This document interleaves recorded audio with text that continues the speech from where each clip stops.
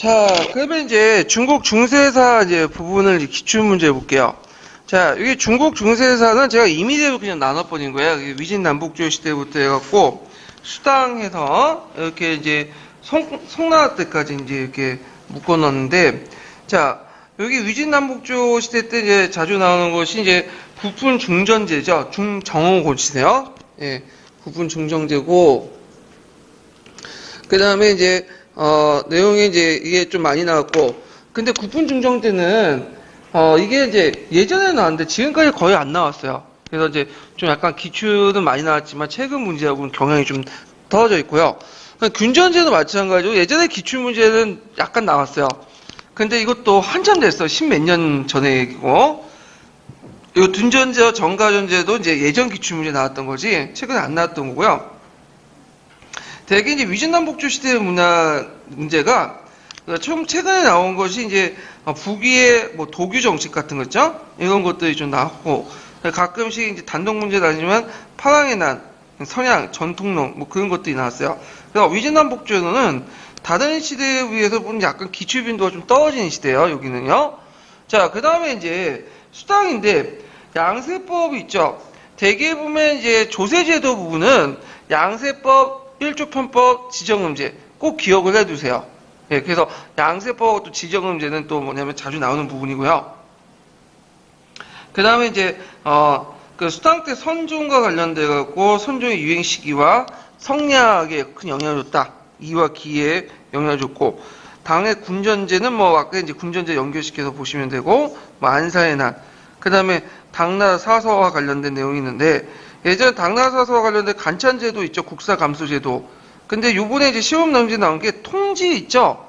정수의 통지인데, 이거는 그냥 동계에 딱 한마디 딱 적어놔서 통지. 예. 그래서 이거는 이제 자세한 내용 어디 나왔냐면 중국 사학사 내용이 있어요. 가끔씩 이제 매년마다 나온 건 아닌데 3, 4년마다 여기서 한 번씩 내더라고. 가끔씩. 11년 기출문제도 이렇게 내고. 그래서 이제 아마 내년에 안 낼 것 같아요. 예, 그래서 그 기대는 걸어봐야죠. 내년에. 모르게 내년 낼 수도 있겠네. 왜냐면 그게 11년도에 사학사 문제가 나왔거든요. 근데 12년도에 그 사기 한서 관련된 문제가 나왔어요. 올해 나왔죠. 그럼 그 교수님이 또 들어간다는 소리 아니야? 그러면 이게 문제 수준이, 내용 수준이 지금 그 한의중이라든지 동계보다 더 높아요. 중국 사학사 관련된 문제에서 낸 것 같아. 그래서 아마 올해도 날 가능성이 있겠네요. 아마 그 교수님 들어가면. 왜냐면 요번에 이제 중국 현대사 부분이 잘 안 나왔잖아요. 근데 계속 지금 연달아 2번 나왔듯이 나올 수 있어요. 그러니까 사학사 부분도 열심히 파두세요. 당나라 쪽은 이제 안 나오겠죠. 이제 제 생각에는 사기 한서 중에 하나 골라가지고 낼 것 같긴 하거든요. 예.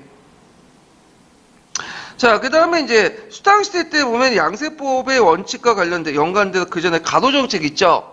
예, 가도정책이 한번 언급돼 있었고, 그래서 수납 문제하고 양제의 정책 관련돼가지고 물어본 적이 있고요. 그 다음에 뒤에 넘어가서 이제 동아시아 문화권의 그 성립과정 이런 것들 공명된 오경정이와 관련돼서 있고, 그 다음에 성리학과 관련해서 이제 당나라 말기 때 한유 있죠. 그리고 제지수와 관련된 탈레스 전투.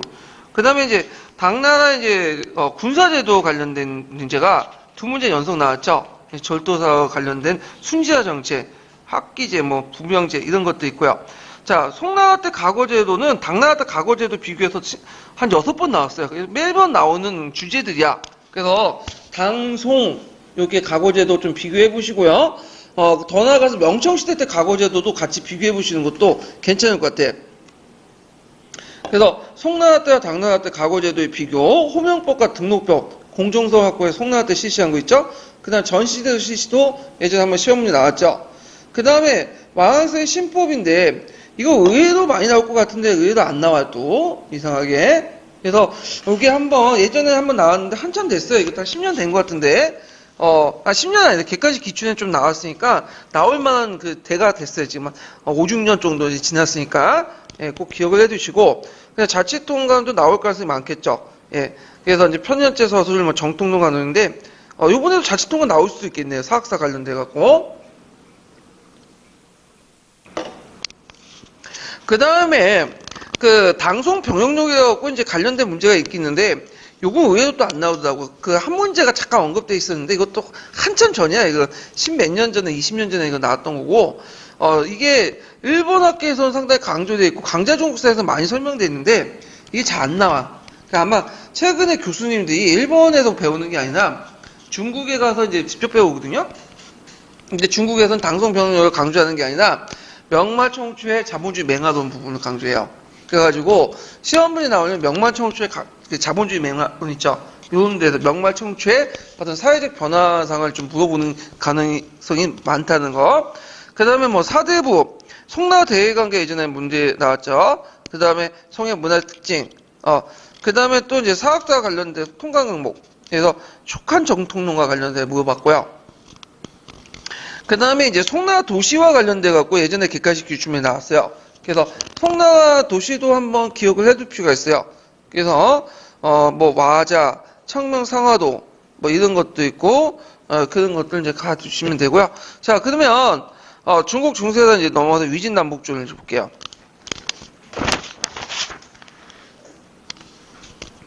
자, 위진남북조의 이제 그 정치 과정을 보면 보통 위진남북조 시대는 한 400년 동안 분열식인데 거기 이제 한나라가 이제 그 망하고 나서 위촉, 오로 이렇게 분열되죠. 그래서 위촉우 중에 심이 제일 강한 게 위죠. 그 위는 그 사천 지역에 있었던 촉을 멸망시키고 나중에 위가 이제 그 서진으로 넘어가게 돼요. 서진이 오를 먹죠. 그래서 이제 통일됐다가 잠깐 통일했다가 곧바로 이제 이민족의 침을 받고 516국이 되죠. 그래서 하북지역 516국이 혼란시기에 있었고 서진의 일족이 남쪽에 세운 나라가 동진이에요. 그리고 이제 516국은 나중에 북위에 통일되죠. 선비족이. 그러다가 이제 동진은 송제 양진으로 넘어가죠. 그리고 북위는 동위와 서위로 나눠지고 동위는 북제, 서위는 북주 이렇게 나눠져요. 그래서 송제 양진을 이제 남조라고 붙고요. 그 다음에 북위, 동위, 서위, 북위, 동위, 서위, 북제, 북주를 이렇게 이제 북조라고요. 그래서 이걸 이제 통일한 왕조가 수나라죠. 수나라는 북쪽의 외척이 이제 양견에 의해서 세워진다는데 이 망방인의 진을 멸망시키면 됐죠. 그래갖고 되게 이제 위촉우 중에 위가 이제 중요 국가이기 때문에 위라고 하고 서진이 있고 그 다음에 남조와 북조가 있을 때 위진 남북조 시대 이렇게 이제 부르죠. 자, 삼국의 이제 건국을 넘어갈게요. 자, 한나라는 한건적이 나눈 이후에 이제 후한이 쇠퇴하게 돼요. 그래서 위촉 오고 이제 분열되는데 정치 군사면에서 불안정했지만 경제 사회적으로는 상당히 발달됐다. 그래서 춘추 전국시대와 비슷한 이제 시대적 양상을 보이고 있고요. 그래서 각국은 살아남기 위해서 국력을 배양하고 농촌사회를 재건하고 영토를 확장했는데 촉은 주로 이제 사천 지역에 있었던 나라인데 그 사천에 보면 옆에 운난성이 있어요. 그 운난 지역을 이제 개발하고 그 다음에 이제 그 한중 개발, 그 한중은 이제 그 사천 북쪽에 있는 지역이죠. 그래서 이제 위가 이제 여기 개발됐고요. 그 다음 오는 호남, 강남, 복건 이런 것들을 개발했다. 이렇게 좀 기억을 해두시면 되고 그 다음에 대만이나 해남도를 공격했다. 그래갖고 이제 대만 같은 경우에는 그 예전부터 알고는 있었어요. 이 중국인들이. 그래서 이제 공락은 할수록 이제 거기에 뭐 특별하게 사람은 살고 있지 않았거든요. 예. 그러다가 이제 대만을 나중에 누가 점령하죠? 네덜란드인들이 점령하잖아요.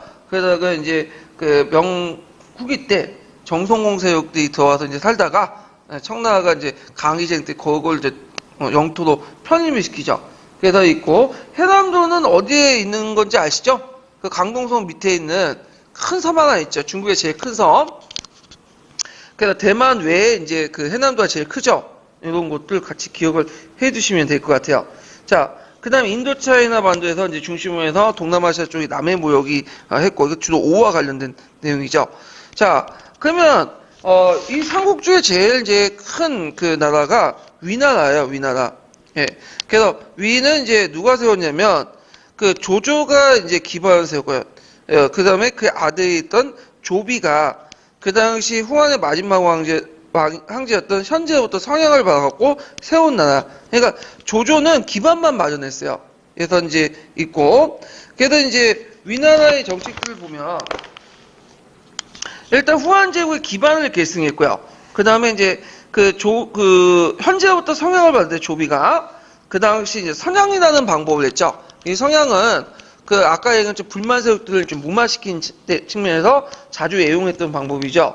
그 다음에 둔전책이라는 건 뭐냐면 그 당시 이제 군사일치적인 어떤 제도인데 유민들이 되게 많았어요. 왜냐면 삼국시대 때는 전쟁 와중이기 때문에 많이 도망갔거든. 땅을 줘도 도망을 가. 그래갖고, 이 당시 이제 강제로 이제 뭐냐면, 유민들 모아가지고, 일자리 실시한 게 둔전제인데, 그 밑에 있죠? 그래서 일정한 토지를 농민들에게 할당하고, 정착시키고, 이런 것들. 그리고 이걸 바탕으로 해서 병사를 확보하는 그런 정책들을 실시한 게 둔전책이다. 그리고 이제 구품 간인제나 병호제, 이런 것들을 이제 했다는 거. 병호제는 자기 아버지가 군사를 담당하면 자기 군인이 담당하고 그 아들 또한 군인을 계속 담당하는 그런 이제 세습직이에요.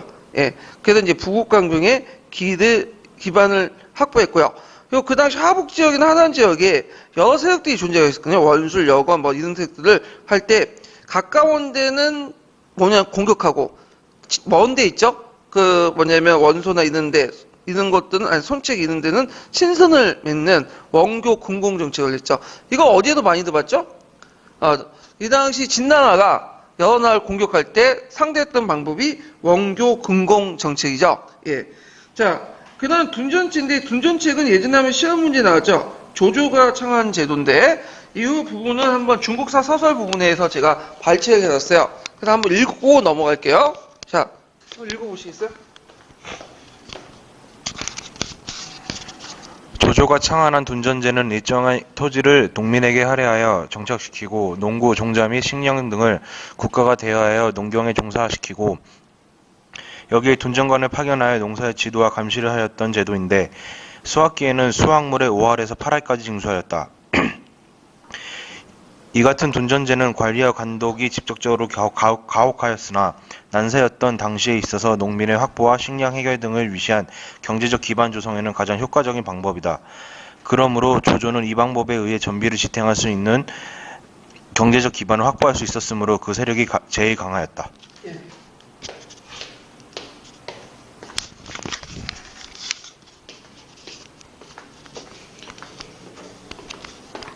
자, 그래서 이제 둔전체가 조조가 실시했던 제도인데 그 내용을 보면요, 배경을 보면 주인 없는 토지가 증가돼요. 그래서 전쟁 와중이기 때문에 항구지가 증가되죠. 그래서 국가 재정을 위한 이제 재건을 하고 식량 확보를 위해서 유민들 모아서 농지를 나눠주고 둔전민을 샀고요. 그 다음에 둔전민들을 둔전간의 호족에 편입시켜요. 왜 둔전간의 호족에 편입시키냐면 이들을 이제 호족 지배로부터 차단시키기 위해서 국가가 직접 둔전간을 파견해서 그 밑으로 예속화시킨 거죠. 그래서 이들을 이제 했고 그 다음에 중량장 등 농간들이 조세를 징수하는 제도죠. 예, 이런 제도가 이제 둔전제다 이렇게 좀 기억을 해두시면 돼요. 그래서 이제 이렇게 해서 둔전을 통해서 둔전의 경쟁제도를 이제 일반 주국민에 모집하거나 피정복민도 강제로 이주시켜 확보하면서 강제로 이제 농사를 짓게 하는 그런 제도였다. 이렇게 이제 보시면 되고요. 그 결과 유민 문제가 이제 해결됐고 항무지가 개간됐고요. 국가 경제력이 재건됐고 군사력 유지했어요. 단 호족의 대토지 소유의 제한은 별로 없었다. 보통 그 당시에 이제 토지제도의 의미 중에 호족 대토지 소유의 의미가 좀 있거든요. 근데 둔전제는 좀 약간 그게 달랐다 이렇게 보시면 돼요. 그래서 이제 조조 같은 경우에는 좀 이 사람이 좀 약간 시종적인 성격을 갖고 있어요.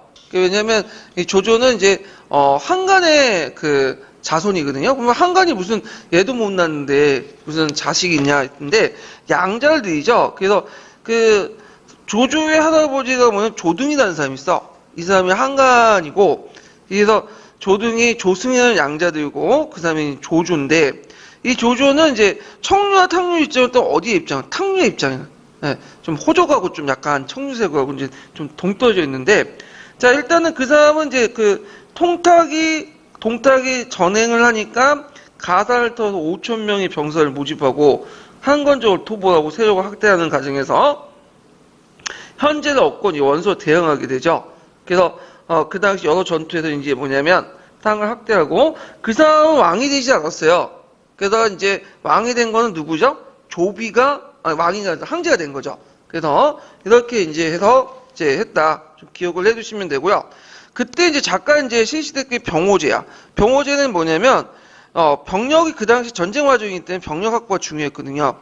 그래서 병력 확보에서 모병 자기 이제 그 돈 주고 이제 쓴 모병들과 도망가서 뭐 하거나 그 이런 것들을 다 해가지고 그 한 곳에 정착시켜 세습적으로 병역의 의무를 지우는 병농분리적인 어떤 정책들을 펼쳤다. 그래서 이제 이런 것들을 이제 있죠. 그래서 가족과 함께 일정한 지역에 거주하면서 생활할 수 있도록 국가가 그 보장해 주는가 동시에 그 당시 일반 주국민과 구별해서 병력을 확보하는 방법으로 이렇게 했는데 좀 쉽게 말하면 이제 상한범법 아래 이래로 채택된 병농일치 제도가 이 병농분리 제도로 이렇게 분리되는 어떤 기점을 마련했다. 이게 좀 기억을 해두시면 돼요. 자, 이 병호제 같은 경우에는 후에 이제 여러 나라 위진남북조에 계승이 되는데 나중에 이게 천민화돼요. 예, 천민화. 원래는 양민화 되는데 신분이 너무 천하기 때문에 너무 고생스럽기 때문에 그 천민화되는 그런 형상들. 이걸 신장격천이라고 하죠. 이런 비슷한 형상들이 중국의 위진남북조 시대에도 이제 보인다는 거죠. 자, 그래서 이제 있고, 그 다음에 이제 그 위나라의 제도 중에 이제 대표적인 것이 구품간인법이야. 예, 그래서 이게 시험 문제 한 두세 번 많이 나왔죠? 그래서 한 별표 한 2개 쳐놓으시고 보시는데, 자, 구품간인법은 뭐냐면, 여기 보면 이제 그 내용을 보면, 그 당시 이제 구품간인법, 구품중전제라고 하는데 그 배경을 보면, 후한 시대 때 간직 등용이 외척이나 한간대에서 이제 문란을 했잖아. 그래서 한걸 이선제 같은 경우에는 거의 뭐 외척, 한간과 연결된 사람들만 이제 됐고, 그래서 이제 이런 것들을 이제 방지하고 지방의 참신한 인재 등용, 그 다음에 호족대 간지 독점 방지를 하기 위해서 실시했죠. 내용을 보면 국공의 덕망이 있는 자들, 국공의 중정관을 임명해갖고 학론에 따라서 그 우수한 인물을 선발한 다음에 그 9등급을 나눠요. 그리고 그거에 따라 중앙정부가 이제 항품에 따라 임명하는 건데 이 간품을 대개 이제 9등급을 따라서 이제 중정관이 이제 학론에 따라서 이제 그 임명하잖아요. 근데 문제는 그 학론을 누가 장악하고 있는 청이 집단들이 장악해요. 그래서 대개 보면 그 청이 집단들이 이제 서열하는 가문의 등급에 따라 매겨지게 되는 거야. 예. 그래서 보통 1등급에서 9등급까지 해서 항품이 매겨지는데 1품에서 9품까지 1품은 없어요. 1품은 실제 황제 가문에서 하는 거 황씨이고 2품부터 출발하죠. 그래서 문지 2품이라고 하는 집안이 있어요. 그래서 2품부터 9품까지 한 품이 매겨지고요. 그에 따라서 간품도 매겨져요. 그래서 예를 들어 2품을 받으면 4등급을 받는 거야. 아래로 이제 6품을 받는 거죠. 3품을 받으면 상품 받으면 밑에 7품을 받는 식으로 4등급은 이제 다운받아갖고 받는 식으로 했다. 자, 그래서 이제 그 결과 원래는 이제 호적세 때 간직 독점을 막으려고 했지만 오히려 이 호적세 때 지방의 여론 청이를 이제 장악하기 때문에 청이 집단은 이제 그 지방의 여론을 장악했기 때문에 문본의 높고 낮음에 따라 항품이 결정됐고요. 주위에는 이제 대중정관을 설치해서, 그러니까 원래는 그 중정관이 한 명이 있었어. 근데 이제 구중정관 외에 또 주위에 또 한 명을 또 둬요. 주중정관. 그래서 이제 2명의 중정관을 두죠. 군중정관과 그 외에 또 주중정관. 이게 이제 나중에 설치되면서 구중정관의 역할이 축소돼서 실제 중앙의 중앙의 정부의 실권자가 이 중정관을 장악했죠. 사마시가. 그래서 대개 이제 문지 이품을 유행했고, 이 문지 이품은 9등급 중에 그 2품에 해당하는 항품 2품에 있는 가문들이 그 당시 사마시와 연결돼가지고 간직을 독점했다. 이런 것들 이제 기억을 해두시면 돼요. 그래서 이제 중정관 자체가 호족이기 때문에 호족의 영향력이 크게 벗어나지 못했어요. 그래서 원래 국품관인법은 지방의 여러 인재들, 참신한 인재를 뽑는다는 취지에서 했지만 실제로는 그게 잘 안 됐고 한걸 이선제와 거의 비슷한 꼴이 된 거예요. 그래서 이걸 통해서 지방의 호족 출신 왕족들이 간직 중앙간접 독점했고요. 문벌 귀족화됐고, 여기 호족과 문벌 귀족은 차이점 아시죠? 호족은 뭐죠? 지방세가 바탕한 거고, 그리고 문벌 귀족은 중앙을 이제 바탕한 중앙의 세습지, 예, 이거 있고, 그래서 위진남북조 시대 때 귀족사회 형성에 중요한 작용했다. 예, 그래서 대개 이제 남조사에서는 이런 구품간인법이 그대로 남조에도 들어가요. 예, 이렇게. 그 다음에 북조 같은 경우에는 언제 형성되죠? 이거는 북조 부귀 정권 때 형성이 돼요. 예, 이거는 이제 나중에 하나정책하고 이제 해서 좀 같이 얘기를 해볼게요. 자, 그래서 이제 이런 내용들 좀 기억을 해두시고요. 그 다음에 병호제가 왜 이렇게 갑자기 또 나오나? 아, 이거 내가 먼저 설명하던 놈이 그랬구나. 예. 그 다음에 성향이란 방식 아까 얘기했죠. 되게 이제 무력적인 공표가 반대된 개념으로서 그 되게 예전에 유교적 이상향을 시연하는 그런 제도죠. 그래서 그때 한나라의 창탈이 어려운, 그래서 조조가 한나라를 쉽게 멸망을 시킬 수 없었던 이유가 뭐냐면 그날 유교주의에 입각한 국가 인연과 황제 숭배 중심이 너무 강했기 때문에 잘못하면 이 황제를 피하면 모든 적들이 모든 사람들이 자기한테 공격하는 그런 형세였어요. 그러니까 이제 조비가 이 선양이라는 방법을 채택해서 성형에게 양해한다. 그래갖고 유교적 덕지주의에 입각한 정치 형식을 발휘해서 황제의 지위를 이어받았다는 거죠. 그래서 반대파의 무마를 좀 약화시켰다. 그런 데 의미가 있고요. 이거는 아까 이제 왕망이 했죠. 그대로 계승한다고 보시면. 그래서 구후에 위진남북조 때 특히 남조의 황제들도 이걸 예용했죠. 특히 하면 이제 선양하고 나서 어떻게 돼요? 그 다음에는 그 전에 왕이나 그 다음에 그 일족들 다 죽여버려. 부족까지. 예. 그런 식으로 이제 하게 되는 거죠. 그리고 우리나라도 좀 비슷한 것 같아. 대통령이 되면 그 전에 대통령을 어떻게든 죽이잖아요. 그래서 이런 정통들이 이제 있는데, MB께서도 상당히 지금 고생하시겠네, 보니까. 자, 그 다음에 정통론 논제를 볼게요. 그러면 이게 이제 이 정통론 논제는 뭐냐면, 그 삼국이 있죠. 위초고 중에 어디가 정통이 있는가? 이게 이제 시험 문제 나왔는데, 자, 진수의 삼국지는 위나라에만 정통을 보는 거예요. 왜냐면, 위나라를 제왕의 봉기를 두고 정통왕조를 사용했고요. 초과 5는 신하를 취급해서 열전을 했어. 이 열전제기죠. 그러니까 황제도 칭하했지만 실제로 정통이 없기 때문에 열전제기로 집어넣는 거예요. 이 제기라는 의미 아시죠? 예, 그래서 이제 그 앞에 있는 한서의 그 제기가 여기 계속 내려와요. 이 정통이. 그래서 진수의 삼국지는 자치통감에도 그 계승이에요. 그래서 자치통감은 그 뭐냐면 세 개의 왕조, 위촉을 공평하게 다뤘다고 하지만 무슨 연호를 썼죠? 위의 연호를 썼어. 그러니까 실제로 위가 정통을 본 거야. 예. 자, 그래서 이제 있는데 이런 위를 그 정통을 보는 관점이 나중에 이제 바뀌어져요. 특히 남송 시대 때 바뀌어지는데 이때 촉한 정통론이 등장하죠. 이 촉한 정통론은 이 유직의 사통이나 주위의 통관공무에도 보이는데, 자, 유비가 전한의 경제 후손이다. 그래서 이제 유비가 이제 전한의 경제 후손이기 때문에 이게 뭐냐면 촉이 한나라와 연결되죠. 그래서 한나라의 정통을 이어받았다. 이렇게 이제 얘기해요. 근데 이게 좀 약간 말이 안 되는 게 유비가 그 한족 그 왕족은 왕족인데 이게 좀 예매한 게 족보가 그 유비가 이제 그 아들 중에 그 경제의 아들 중에 중상왕이라는 그 왕이 있어요. 그 중상왕이 이제 호색해갖고 여자를 많이 좋아해가지고 120명의 자손들 뒀거든요. 그 중상왕의 120명의 자손 중에 한 명이 누구냐면 유비야. 그것도 유비도 한참 후대의 유비야. 그러니까 그 지역에 이제 뭐냐면 지방 유지 정도는 됐겠죠. 근데 우리가 생각할 그 왕족처럼 뭐냐면 가까운 왕족이 아니라 아주 먼 반대한 왕조인데 그 유비가 이제 세웠다고 해서 이걸 촉이란 나에다 한자를 붙이고 촉한 정통을 이렇게 붙인다는 게 좀 그렇죠.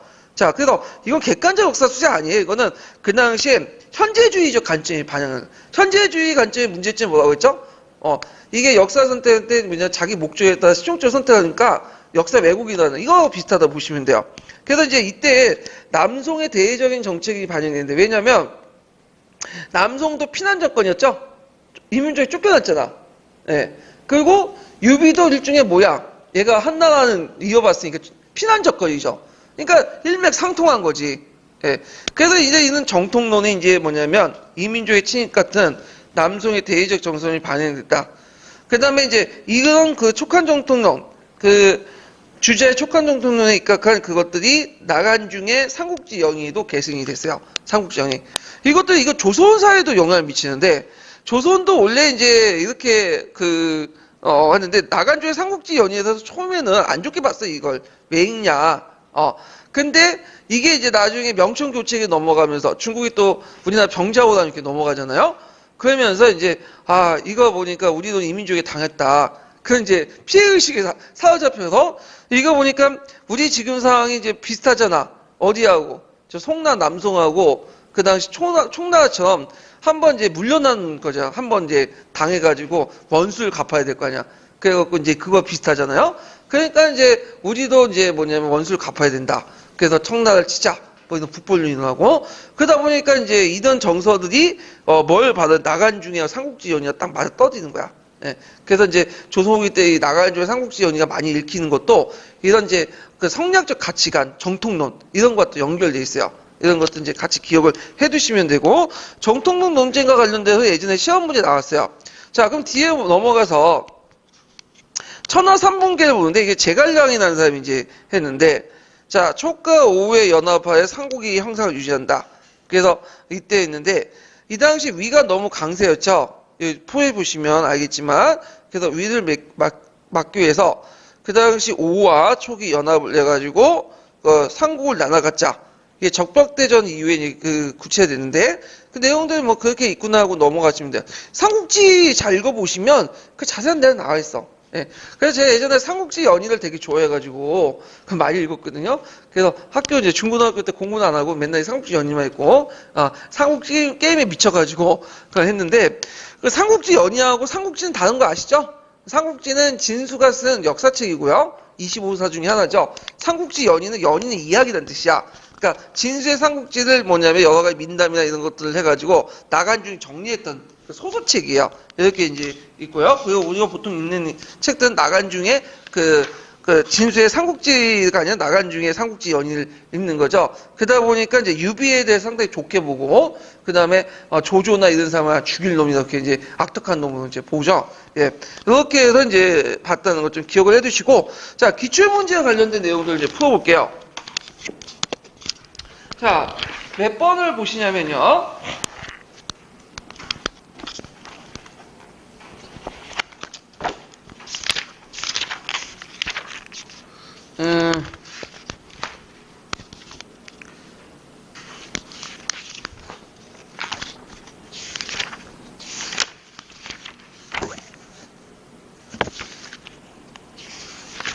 자, 먼저 볼게 이제 그 272페이지 1번 문제 볼게요. 271페이지 1번 문제.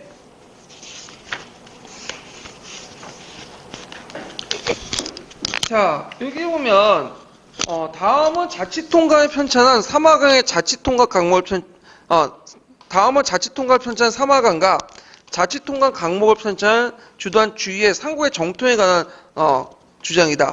자, 읽고 물음에 답하시오. 이렇게 있죠. 자, 여기 보면 사마강은 자, 상국이 각각 독립적으로 제도를 정하여 쓰고 서로 군신관계를 맺는 것은 아닌데 하나의 정통을 간주하고 다른 두는 위통, 거짓 완주로 간주하는 옳지 못하다.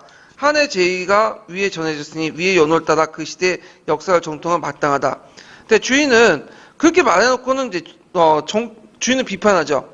왜 비판하겠어요? 사마강이 그때 살았다면 위에서 벗어야 할 것이다. 조조는 한나라 찬탄한 자이고 유비는 한나라 학시의 후손이다. 마땅히 촉을 정통을 삼아야 된다.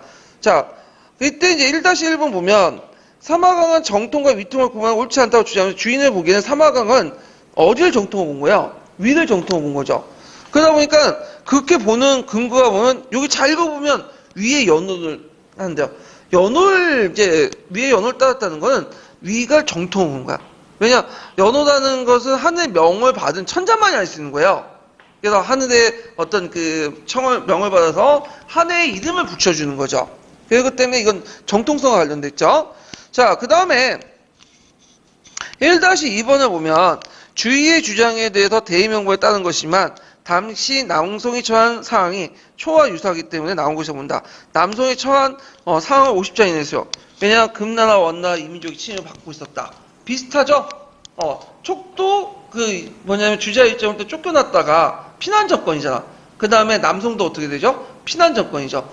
비슷비슷하잖아. 근데 이게 문제가 자체가 좋긴 좋은데 너무 친절하네. 일일이 다 알려주네 그냥. 그냥 아마 이게 공사 문제이기 때문에 그 밑에까지 다 알려주는 것 같아. 예. 그래서 이제 있고 잠깐 이제 또 조세 관련된 부분을 이제 좀 풀어볼게요. 살짝 뒤로 이제 넘어가서 몇 페이지를 보시냐면 잠깐만요. 소문이 관련돼서 있고 조세제도가 303페이지 펴보세요. 303페이지. 303페이지가 아니라 잠깐만요. 여기다. 301페이지 펴보세요. 301페이지.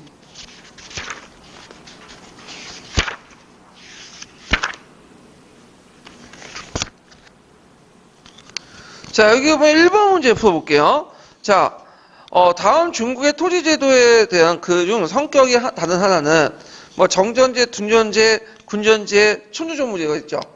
그 중에 이제 그 성격이 다른 것은 둔전제예요. 둔전제. 왜냐면 정전, 군정, 천주정무는 군분이라는 개념이 들어가 있잖아. 나눠준다. 근데 둔전제는 군분이라는 개념보다는 땅이 그 당시 버려져 있고 유민들이 많으니까 그걸 끌고 모아서 재정 확보의 목적이 제일 커요. 예. 그래서 농경 어떤 군사적 양성. 그래서 이거는 이제 그 답이 2번이 되겠죠. 그래서 이걸 이제 좀 기억을 해두시면 될 것 같아요. 또 거기 앞에 이제 그 몇 페이지에 보시면 중국 관리선발제도 부분을 있는데 요거는 이제 약간 그 4번 문제와 관련돼 갖고 이제 1, 4번 문제와 관련돼 가서 그 구분 중정제 있어요. 구분 중정제가. 근데 이건 나중에 이제 그 가골제도 할 때 같이 좀 풀어볼게요. 네. 자, 그래서 이제 한번 했고, 제가 그 총괄평가 문제를 찾질 못했어. 여기까지. 그래갖고, 총괄평가 문제는 다음에 시간을 하고, 내용만 좀 더 들어갈게요. 여기. 자, 여기서 이제 삼국이 분열됐던 것을 이제 통일했던 나라가 이제 그 뭐냐면 서진이죠. 서진은 사마염이 이렇게 있는데, 사마염은 이제 누구의 손자죠? 사마중달의 손자죠. 그래서 사마의 자식이 중에 사마소가 있는데, 사마소가 이제 촉한을 멸망시키고, 그 다음에 이제 사마염이 진을 건국했죠. 그때 똑같은 방식으로 그 위나라 황제한테 성향을 했죠. 그래서 이렇게 했고, 그 다음에 이 사람들은 이제 정책 방향이 뭐냐면, 그 종족의 이익보다는 국가의 이익을 종족의 이익을 국가의 이익보다 더 우선시했다. 그러니까 쟤는 이 당시 호족 보호 정책을 내세웠고, 그리고 이제 자기의 왕실을 권한을 강화시키는 정책들을 많이 했어요. 그래서 이제 그 호족과 자기 왕실의 권한이 더 중요한 거지, 국민들 전체 이익을 별로 신경을 안 썼어. 이게 좀 약점인데. 그래서 이제 일단 이제 군대 개혁을 보면 재정이 많이 들어가니까 이제 상비군들 축소했어요. 상비군들. 그래서 무기를 해소하고 군대를 해체시키고요. 그리고 재정을 이제 줄이고, 이렇게 했고, 일종의 이제 이 상비군을 축소한 대신에 뭐와 이제 아웃소싱을 했어. 그러니까 군대를 이제 뭐냐면 자기가 직접 재정을 통해서 하는 게 아니라 많이 돈 들어가고 직접 가난하는 게 아니라 조금만 두고 그 유목민족들 끌어다가 이제 쓴 거야. 이게 이제 나중에 문제가 된 거죠. 그 당시에는 이제 유목민족들이 만리장성 이남 쪽에 너무 많이 들어왔거든요. 그래서 사형론이라는 그 관점도 됐어요. 너무 많으니까 쫓아내자. 지금 우리가 이제 외노자들이 많이 들어오잖아요. 그 뭐 유민들이, 난민들이. 그런 것처럼 이렇게 들어왔는데, 또 근데 이걸 이제 쫓아내지 않고 그대로 두고 이제 이 유목민족들을 값싼 가격을 좀 용병 형식으로 이렇게 했는데, 이게 나중에 이제 뭐냐면 영가의 난 같은 이런 문제점이 생기게 된 거죠. 이런 것들이.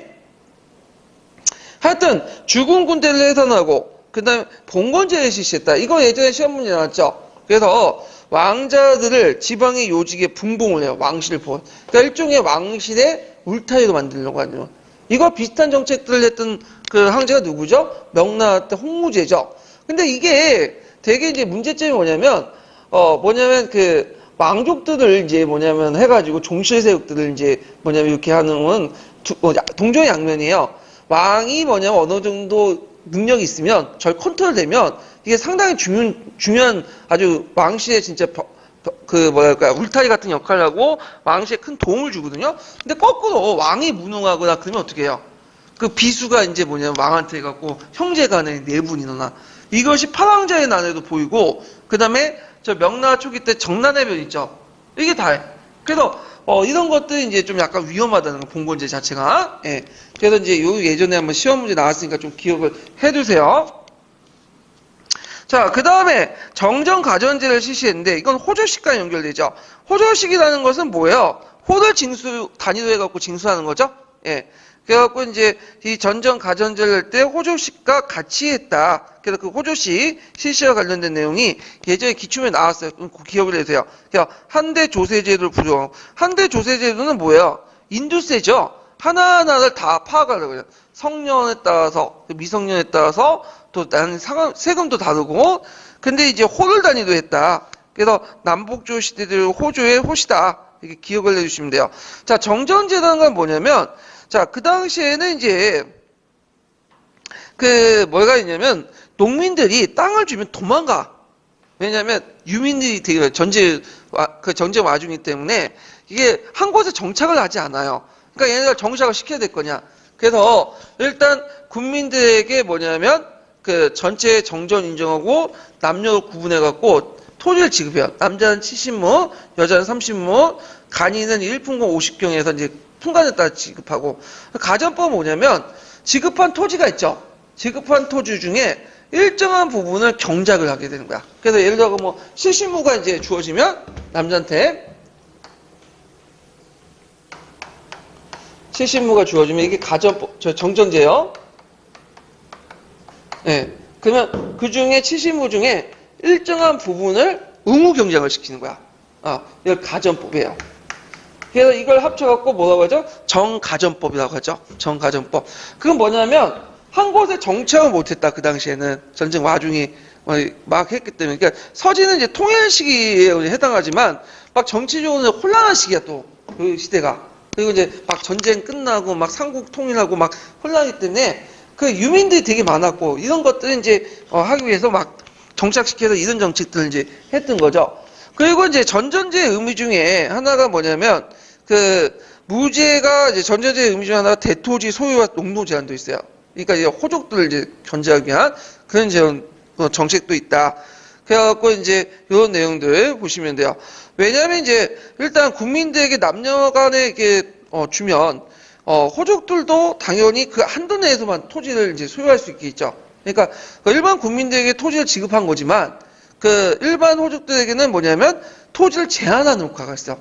예, 지금은. 왜냐면 70亩 안에서만 가질 수 있잖아. 물론 호족에서는 인구가 많으니까 그 안에 호수가 많으니까 이제 많은 토지를 더 많이 가질 수 있겠지만 넘어서는 이제 제한한다는 의미가 있다.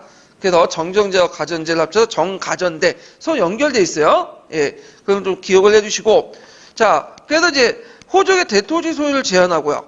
국가재정을 확충하고 농민 생활의 기반을 안정화시켰다. 그래서 호조식과 같이 이제 사용했다. 이렇게 이제 보시면 되겠죠. 자, 그 다음에 이제 요게 이제 서진시대 때 문화는 학락주의와 노장사상을 한 염세주의적 이런 것도 있고 개인주의와 세계주의 사상을 보는데 대표적인 게 이제 문학부의 중립치전이 이때 등장을 했어요. 중립치전이. 예. 그래서 이제 있고 서진이 이게 좀 약간 풍기문란이 좀 있어. 약간 거기 사마현이 유명하죠. 이 사람 후기 10,000명 정도 넘었거든요. 10,000명을 다 만날 수 없지. 어떻게 수많은 여자 중에 10,000명을 해. 그러니까 이제 이 사람이 밤마다 이제 양을 타고 있다가 쭉 걷다가 양이 쓰는 자리에 이제 궁궐에서 딱 머무는 여자하고 합방을 하는 거야.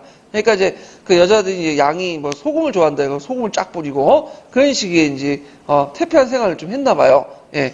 자, 그 다음에 이 사람이 죽고 나서 이제 등장했던 사람이 누구냐면 이 사람이 죽고 나서 이제 등장했던 사람이 이제 무제가 죽고 나서 해제라는 왕이 이제 등장해요. 근데 해제가 좀 IQ가 떨어져. 예. 그래갖고 이제 이 사람이 이제 IQ가 떨어지는데 이때 그 두 명의 부인이 양씨와 가씨가 있었어. 예, 그래서 둘간 싸움이 있었고, 가시는 이제 뭐냐면 이게 좀 약간 새끼가 있어가지고, 어느 날 젊은 남자들 자주 만나가지고, 호빠 같은데, 끌어다가 이제 하고 잠자리 갖고 그랬나봐. 그래서 하여튼, 양시와 가시 간 싸움에서 이제 외척들이 믿은 게 있었고, 그리고 이 과정에는 귀족들이 사마시 정권의 지시를 처리하고, 둘이 싸우는 과정에 누굴 또 끌어들인가? 그 주변에 있었던 봉건된 그 왕자들 끌어들였죠? 그래서 지네끼 또 파랑자의 난이나. 그래서 파랑자의 난이나하고 막 정치 혼란되니까 그 밑에 있는 용병들 있잖아요. 용병들. 이 용병들이 이제 이민족 구성돼서 얘네들 들고 일어난 거지. 그래서 이제 결국에는 서진이 멸망하게 되죠. 이걸 무슨 날이라고요? 영가의 날이라죠. 네, 이렇게 연결되어 있는 거예요. 자, 그래서 이제 이렇게 있고, 그 당시 이제 오들이 이제 진출했는데, 오라는 것은 5개 오단케라는 호자가 이제, 저도 제 한문을 잘 몰라서 요즘 공부를 하고 있는데, 이 호자가 이렇게 쓰더라고. 네. 여기가 이제 고기 육자예요, 고기 육자. 이게 옛 고자고, 이게 뭐냐면, 옛 고기를 먹는 사람들. 이게 뭘까? 오래된 고기를 먹는 거야. 오래된 고기가 뭐죠? 썩은 고기를 먹는. 좋은 의미가 아니야. 예, 호자는. 그래서 오랑캐 호자. 이렇게 이제 얘기를 하잖아요. 자, 그래갖고 이제 오라고 하죠, 보통. 오는 뭘까요? 쓰라고 문제는 안 나올 것 같긴 한데, 일단은 홍노족이 있고요. 홍노족은 이제 후한 말기 때 남홍로, 북홍로 나눠줬다고 했죠? 그죠? 남홍로. 그 다음에 선비족. 그 다음 갈족, 저족, 강족인데, 거기 이제 갈족 같은 경우에는 홍노족 한 1파예요. 이 갈족은. 저와 강은 어디에 해당하냐면, 오늘 티베트 계통의 민족들 얘기예요. 자, 그래서 이 오호들이 이미 이제 후한 때부터, 말기 때부터 만리장성 이남에 조금씩 진주하고 있었어요. 그래갖고, 이들이 이제 용병 활동하거나, 일반 상인들 활동하거나 등등. 그러니까 어느 정도 하나 된 상태였어요, 이제 이들은. 그러니까, 요 사람들이 이제 있다가, 그 당시 이제 이들이 너무 많으니까 어떤 논의까지 이제 일어나냐면 강충이 사형론을 주장하죠. 이들을 너무 많으니까 위험하다. 언제 이들이 이제 폭발될 수 있다. 그래서 만리장성 밖으로 이주시키자. 이런 논의가 있을 만큼 많은 이제 이민족도 여기에 들어와서 살고 있었거든요. 예. 그리고 이제 그 당시 아까 얘기한 것처럼 서진이 건국하고 나서 그 당시 많은 군비를 절약한다고 했죠. 군비를 절약하고 그 당시 이제 군대 수를 줄이고 그러면서 아웃소싱을 하죠. 그러다 보니까 이들 이민족들 용병으로 이제 값싸게 부리는. 그러다가 파랑자의 날이니까 이때부터 이제 그 밑에 있는 용병들이 들고 일어나게 된 거예요. 예. 그래갖고 이제 이런 거에 이제서 이 오후에서 이제 16개 국가가 만들어졌죠. 물론 엄밀히는 13개죠. 3개는 그 한족들이 만든 국가니까. 자, 일단 이제 서진의 멸망 과정을 볼게요. 봉건제를 실시했죠. 왕자들 지방 용시에 분봉하여 왕시에 울타리를 삼고자 했는데 오히려 이것이 파랑자의 난이 발생됐고, 그리고 이제 이 과정에서 내란이 났다. 이거 외워두세요. 예전에 기출 예문으로 나왔던 거예요. 파랑자의 난. 그 다음에 이제 있고, 그 당시 이제 무제는 정치와 무관심했고, 아까 얘기했죠. 무제 자체가 이제 집권하고 나서 거의 팅탁팅 놀았다고. 외척 양준이 등장했고, 그다음 해제는 멍청했어. 그래서 숙맥이란 말도 있죠. 숙맥. 우리가 이제 멍청한 사람들 숙맥이라고 하는데, 보리하고 이제 콩을 구분하지 못하고 맥을 보리하고 이제 이런 것들 구분하지 못한 숙맥이었어. 예. 그래갖고 이제 그 양시하고 가시간 또 외척 대립이 있었고 등등. 이렇게 이제 기억을 해주시면 돼. 제가 외척을 잘못했네. 항태호니까 양시는 무죄의 부인이고요. 그 해제의 가시는 이제 면우죄야. 예, 아까 잘못 얘기했어요.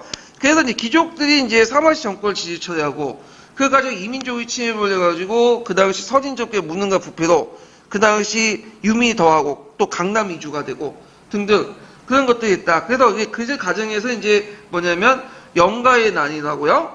그리고 유연이 일으켰죠, 영가의 난은. 그래서 남홍로의 전조가 유충해서 이제 서진이 멸망하게 돼요. 예, 그래서 영가에 나와서 유연이 이제 등장하게 되고, 그 다음에 이렇게 있고, 유연의 아들이 이제 서진에서도 낭양을 공격하거든요. 그래서 여기를 함락을 시켜. 이 악타로 사력하고 막 하고. 그러다가 이제 여기에서 쫓겨난 서진색들이 쭉 돌다가, 그때 이제 유연이 이렇게 쫓겨났다. 얘네들 이제 수도를 함락하고, 남양에서 쫓겨난 이제 일부 세력들이 돌다가 그 당시 남욱노였던 전조에 의해서 유충에 의해서 서진이 아예 멸망을 시켜. 그리고 그 일종의 한파가 또 어디 내려가죠? 남쪽으로 내려서 뭘 세워요? 건업에 동진을 세우게 되죠. 예, 같은 진나라인데 후대 사람들이 수도의 위치가 뭐냐면 낙양 쪽이 약간 서쪽에 있다면 서진이라고 하고요. 그 다음에 남경 쪽이 약간 이제 건업 쪽이 남쪽에 그 동쪽에서 동진이라고요. 이렇게 이제 구분하죠. 자, 그래갖고 이제 이렇게 있다. 그 의미는 뭐냐면, 자, 이렇게 이제 영간에 난 회고, 그 다음에 서진 멸망으로 해서 5, 16국 시대가 이제 시작됐고요. 대당 제국의 출현 및 다민족 국가의 어떤 출현. 그래서 호안 호안 제국이 등장했죠. 호안 동고, 그러니까 한족하고 오랑캐 같이 있는 이런 제국들이 등장했는데 이것이 나중에 수당하고 연결돼 있죠.